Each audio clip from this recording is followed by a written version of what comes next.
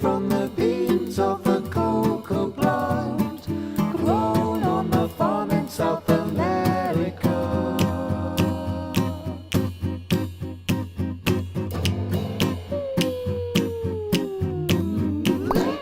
Hello everybody, hello children, welcome to the very last online school field trip of this year. It's going to be my favourite. I think we've got a super duper one for you because we're going to be learning all about scrumptious chocolate. Oh yes, I'm Sam, this is Claire, she's Hi, our children. expert for today. Hi, She's a Sam. chocolate expert, an amazing job. Now we're here in a factory, a chocolate factory in Poundbury, which is near Dorchester, in the county of Dorset in the southwest of the country, not too far away from the English Channel. Now, I'm so excited about today. I have a feeling I'm not the only one though. So give us a wave and a cheer in your classrooms, children, if you're excited to learn all about chocolate today. Great stuff. So Cold Harbour are really excited about today. We're going to meet most of you in a second. But first of all, Claire, what are we going to learn today? Okay, Sam, today we're actually going to learn about the ingredients of chocolate, how chocolate is made and moulded into different shapes, about the history of chocolate and why chocolate became so popular, and also why, even though chocolate is delicious, we mustn't eat too much of it. Of course, just as a treat, isn't it, It's Claire? just a treat. Yes. So let's meet our schools. Let's see who we have taking part today. Let's go to Cold Harbour Primary. They've already given us a massive cheer.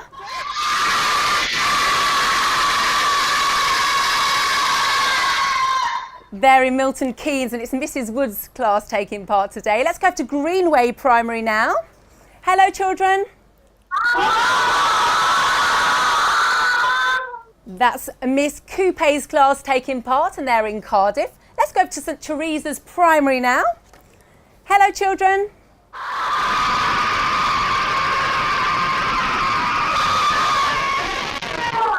A very loud Mr Humphrey's class, they're in Surrey. Let's go to Walsall now and meet the class who's Miss Stokes' class in Beacon Primary. Hello children.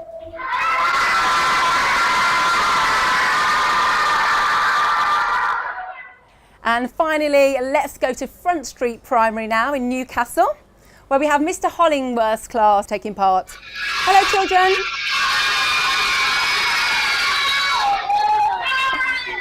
Wow, we really do have so many of you taking part. I think there's around 300 of you today as well. That's so fantastic. I don't know why it's so popular, Claire, this online field trip. I can't think why. Well, first of all, Claire, I'd love to know what is chocolate, because I know many of us will probably eat chocolate without even thinking about what it's made of. Okay, Sam, chocolate is actually cocoa mass, sugar and other added ingredients such as milk powder. Now, the cocoa is made on cacao trees which are grown in the tropic. It's actually a little seed. Now the name chocolate actually comes from a word which is an Aztec word which means bitter water. Wow. And this is because chocolate is extremely bitter when you eat it in its raw state. So you wouldn't like to eat it like that. Now I've heard of cocoa beans. Yes, they're not actually beans at all, Sam, they're actually seeds which are grown on the cacao trees. Wow, so chocolate is actually made from a seed. Yes, that's correct. Wow, fascinating stuff. There's lots of other ingredients in chocolate as well, isn't there? There's lots of other ingredients, the main one being sugar, which is why we have to eat it in moderation. Yes, you shouldn't eat it all the time. So chocolate should be just eaten as a treat. So Yes, Christmas that's time, Easter time, maybe a birthday, Correct. special occasions. Yes. So whereabouts are we here, Claire? This is amazing. Okay, Sam, we're actually in the new product development room. This is where all new chocolates are designed and thought about, and then any successful chocolates here will then be made in the chocolate factory just behind me. Wow, you do have the best job ever. It's absolutely amazing. Can't wait to learn a bit more about how you came up with all these amazing chocolates later on. But I know that our children have been learning about chocolate before today to prepare for today's online field trip. So I'd love to find out what you already know about chocolate, children. So if we can go over to Cold Harbour Primary and find out what your favourite fact you've learned about chocolate is. In Mayan times, the cocoa bean was used as currency as it was considered to be worth more than gold dust. Fabulous. That's such a great fact. So then in Mayan times, Claire, chocolate or the cocoa beans were used as currency, and they were even more valuable than gold dust. Yes, that's right, Sam. It's fantastic, isn't it? Really good learning. Let's go over to Greenway Primary and find out what you already know about chocolate. The average person in the UK eats 11 kilos of chocolate a year.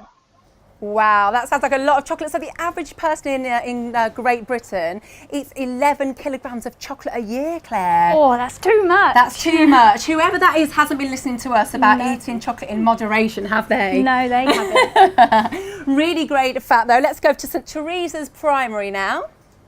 The world's largest chocolate bar weighed 5,792 kilograms. Wow. So Claire, the world's largest chocolate bar weighed 5,792 kilograms. That's so heavy. That would be so heavy. Imagine you wouldn't be able to eat all that on your own, would you? No, you couldn't. Really great facts, children. Now, Claire, I'd like to learn more about the cacao tree, because you said that they grew in tropical climate. So I'm guessing we don't have many of those trees in Great Britain. No, sadly, Sam, it's too cold here. Much too cold. Too cold. We need more sunshine and more humidity, I guess. That's right. So how come chocolate first came to Europe then? Okay, so chocolate came here when explorers first went to the country we now know as Mexico. So they found the Aztec people there were using chocolate as a hot drink. So they brought this back to Europe, where the Spanish people added things like honey and sugar, and this became very popular for the aristocrats of Europe. Now, actually recently they found, historians found a kitchen in Hampton Court Palace in Surrey. This was a kitchen just like this, dedicated to just making chocolate. Wow, that is amazing. And we can see that kitchen now on the screen. Imagine it, such an extravagant thing to have a kitchen solely dedicated to chocolate. So it would be the likes of like the kings and very, very rich people back then, Yes, wouldn't it? that's right. And you've got to remember that imported foods back then were extremely expensive. Yeah, so only the very special few. Thankfully, it's not as expensive now. So chocolate was imported from Central America then? Yes, that's correct. Great stuff. Well, we're learning so much. Time to learn a little bit more now. Let's find out how cacao is grown and harvested in those tropical regions. What is cacao? Have you ever wondered which ingredients go into making chocolate?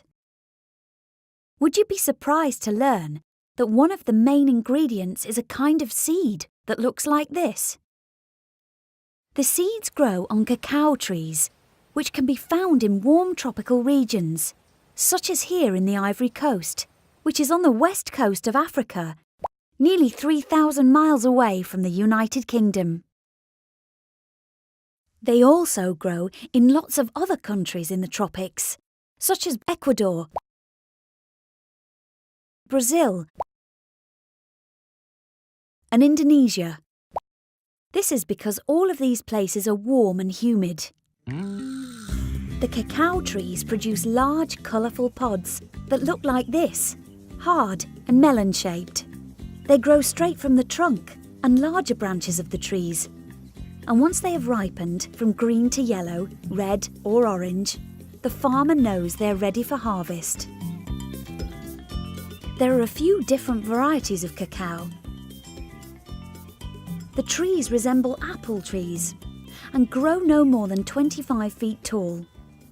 The farmer harvests the cacao pods using a very sharp blade. It's hard work in the hot sun, but the farmers are very skilled.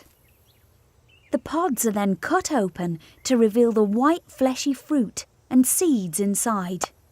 They typically contain more than 50 seeds each.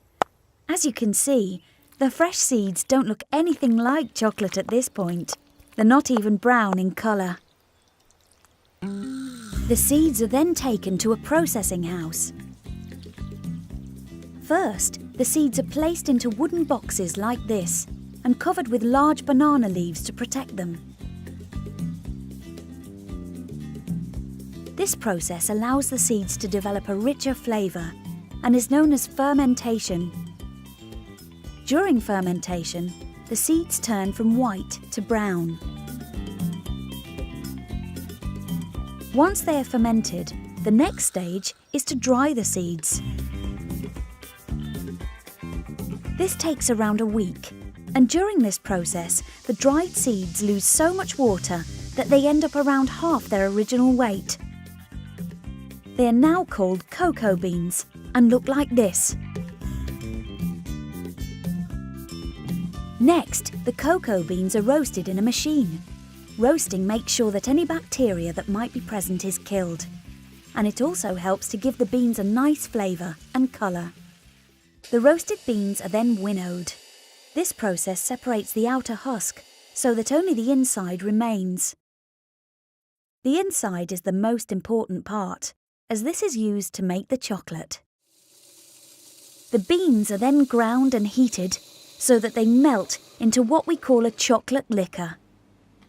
Once the chocolate liquor has cooled down, it sets and becomes what is called cocoa mass. It is then ready to be transported by ship to factories all over the world, where it will be made into tasty chocolate for you to enjoy as a treat. Welcome back, children. We hope you enjoyed that. How fascinating to think that chocolate comes from the seeds of a tropical tree. And the seeds are inside here. You can probably hear me shaking them. And the seeds actually come from this and turn into this. This is a Choco-Block caramel yoki bar, and this is what we're going to be making today in the factory today, Sam. Fabulous stuff. So we are out inside the factory. We've left the workshop. So where does this process start then, Claire? Okay, so we're going to start at the beginning making the caramel yoki part. So on this machine we have nozzles. So one nozzle will have the caramel, which is the centre, and the other nozzle will produce the chocolate. So the caramel slowly goes through, pumps in, and it will create a dome. So the caramel will be in the centre and the yellow chocolate will be around the outside. Sounds absolutely yummy. So here we are, we've got the one-shot machine here. So you've got lovely, delicious yellow chocolate on the left-hand side, and then you've got delicious caramel on the right-hand side. Now what this does is, you just saw, it pumps it into the mould, and then it will come down here where they'll give it a little tap, and then over to here, onto the large conveyor belt. Wow, so there's quite a few of them there just going through. So That's right. where does that conveyor belt go then, So Claire? this is actually a giant fridge. So the chocolates here will be wet chocolate here. It will go down this freezing cold fridge, out to the other end, and then where it can be demolded. Wow. So what you can see here is the little yellow yolks that we were just making on the machine. So if I come around here, we'll cut one open and see what it looks like. Oh, is this going to have the lovely caramel inside? So you can see here Oh, all the gooey, delicious caramel. just like the yolk of an egg. Very, very Exactly. clever, Claire.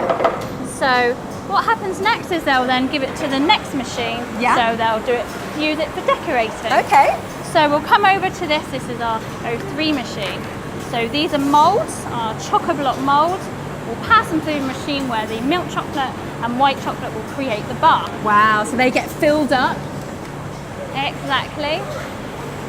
So pumps it out of the machine. So if we come over to here, Great stuff. So this is the white chocolate. yes, this is the white Oh. chocolate. So we've got milk chocolate at the bottom and then creamy, delicious white chocolate which pumps on the top. Wow, that is just absolute heaven. Hello, So- everybody. Hey, children. Hi, ladies. Hi. So this is where they do the decorating.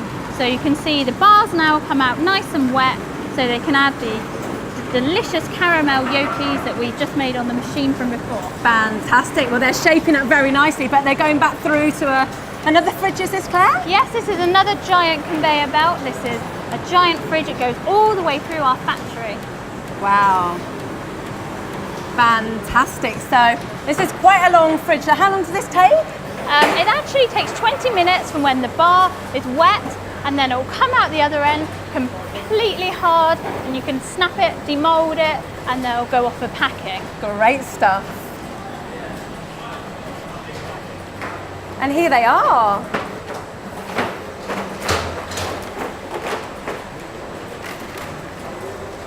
So here we are at the end of the fridge. So as you can see, the chocolates will come out of this end where they can demold them and then pop them out, and they're nice and hard. Great. So you Fabulous. can see you can now snap. Amazing. So these are going to be for Easter time. So they're going to be packed up and then they will go out and be on the shelves in Easter. Special treat for Easter.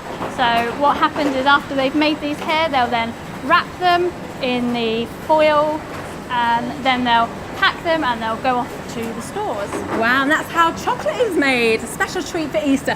It smells absolutely amazing. Thank you, Claire, for showing us that. Let's find out a little bit more about how chocolate is made in this short video. How is chocolate made? One of the main ingredients of milk and dark chocolate, and the thing that gives them their distinctive brown colour, is cacao. Cacao seeds are harvested in tropical regions and made into what we call cocoa mass.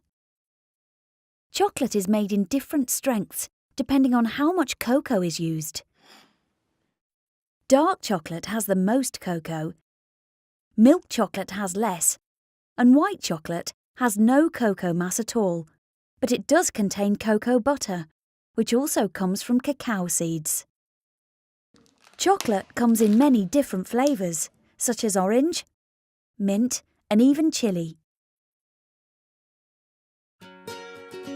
The cocoa mass is shipped to factories like this one in France, where lots of different chocolate products are made. First, the solid cocoa mass is unpacked from its box and placed on a conveyor belt before being crushed by a machine like this, so that it can be combined with the other ingredients.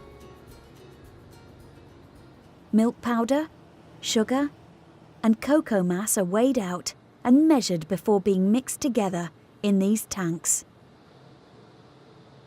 Then all the mixed ingredients are crushed again to create a finer paste. Next, they're melted and churned together to make a smooth chocolate liquid, which is then stored in big tanks like these, before being tempered by a machine like this.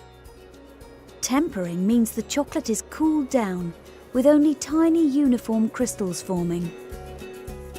Finally, the chocolate is moulded, shaken to remove any air bubbles, and chilled to create a solid bar.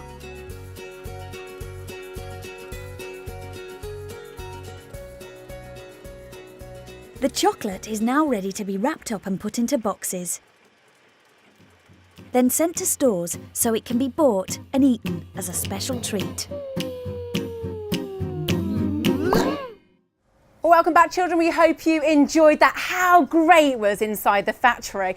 Not quite as good as inside this workshop though, Claire. I'm so glad to be back in here because you have got an amazing array of chocolates here in front of us. But I am told that all these boxes are full of fascinating things as well. What are inside these? Yeah, that's right, Sam. So I've got hundreds and thousands of different ideas that we've come up with, and also I've got lots of ingredients for topping and designing, like I've got these chocolate balls or lovely bits of coconut, and also different sort of chocolate beans, all sorts. So it's your idea, your job to come up with all these amazing ideas and put them all together and just really experiment with chocolate, isn't it? Yes, that's right. I had to do it all day. Oh, well, I know that our children have been giving experimenting with chocolate a go.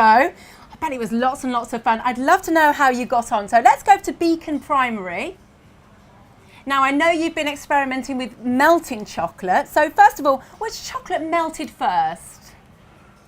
The dark chocolate melted first because it has less sugar and milk.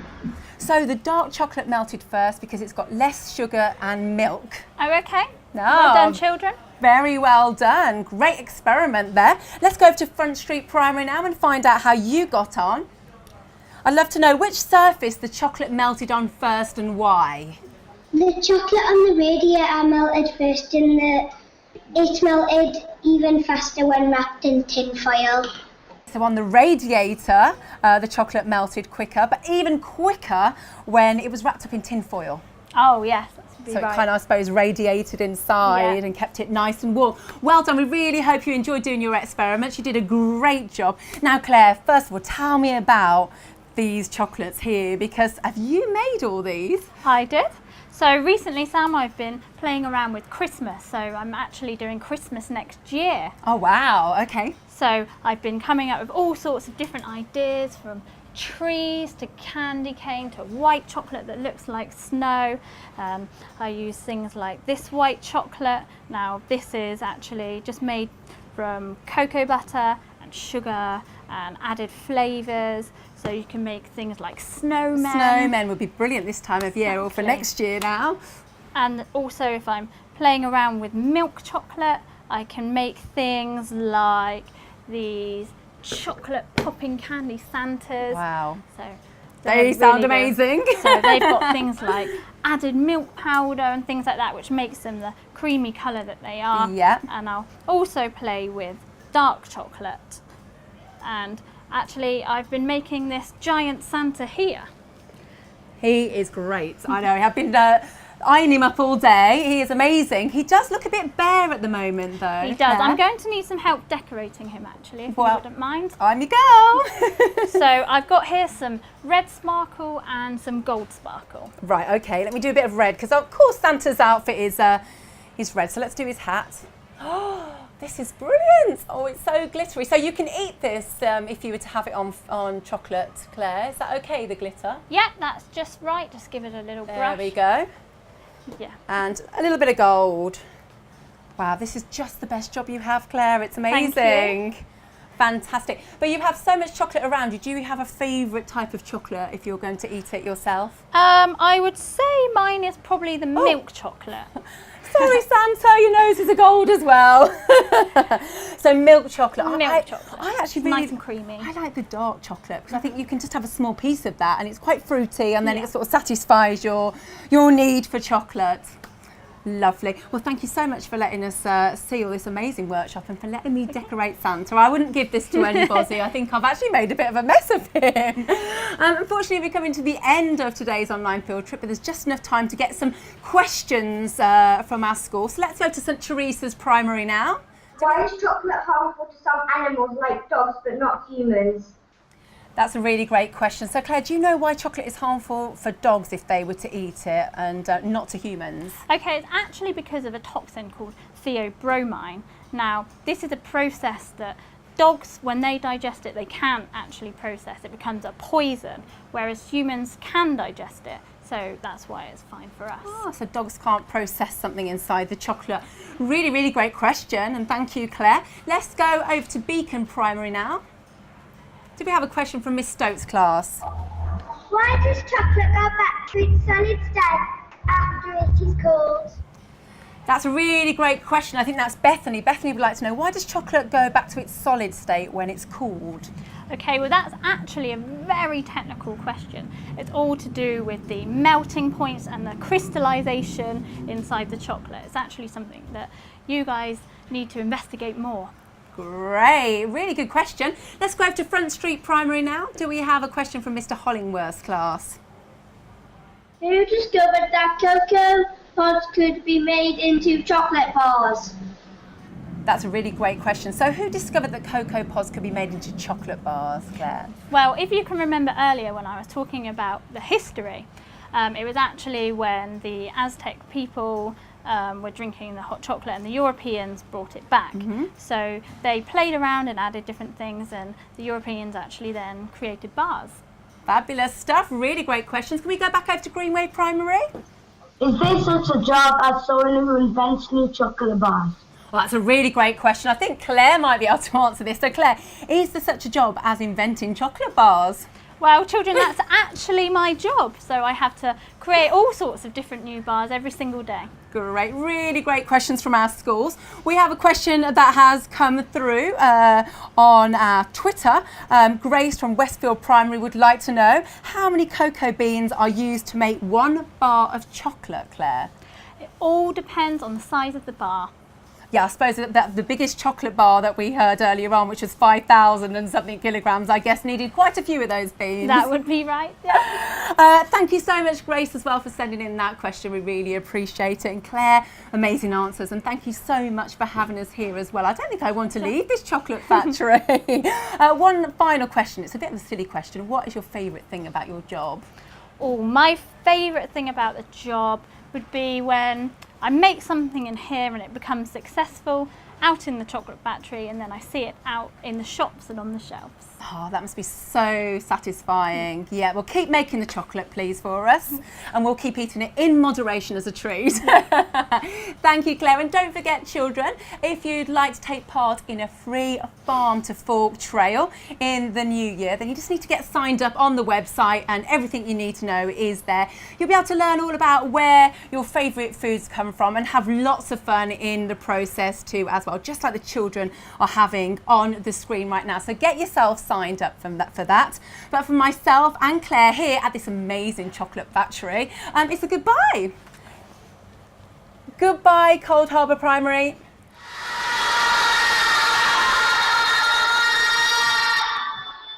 Great to have you with us. Goodbye, Greenway Primary. Goodbye, St Teresa's Primary.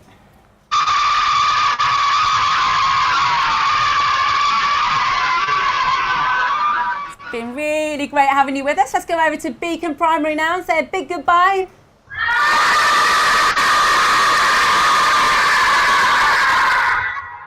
Great stuff. And finally, let's go over to Front Street Primary now. Goodbye, everybody.